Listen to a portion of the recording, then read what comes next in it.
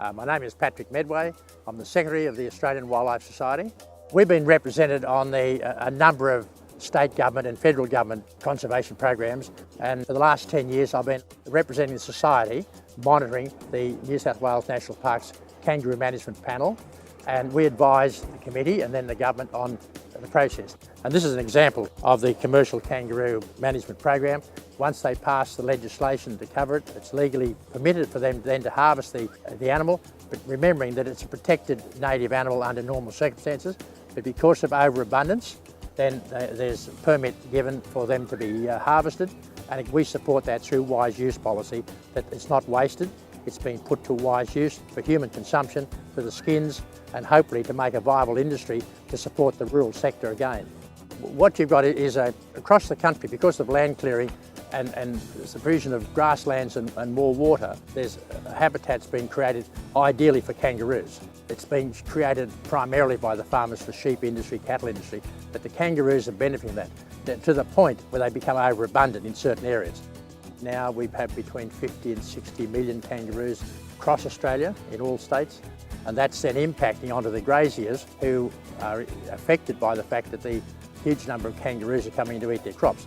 If a kangaroo mob move in onto a grasslands or onto wheat, barley crops, then it's quite destructive. The number of animals being taken under the quota system each year is only around the 1 or 2%. It still does not affect the population.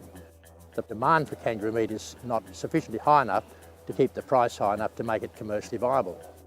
Our role, as we see it, is monitoring this so that you don't end up having the rare and endangered animals affected, or where there's an uncontrolled. If the decline in the kangaroo population from a drought occurs, and then the numbers drop dramatically, then we'd be right in there watching and monitoring this to make sure that they don't reach a level that they cannot recover from.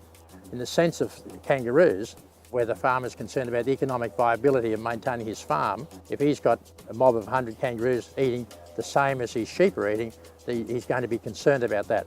Hence the need to harvest the animal while you can, because you reach a stage, sadly, where the condition of the animal drops so far in a drought that it has no viability. Kangaroos are a native animal and have learned to cope, but again, they'll get to the stage where they'll chew the bark or leaves of trees as well as the grass, which kills the tree.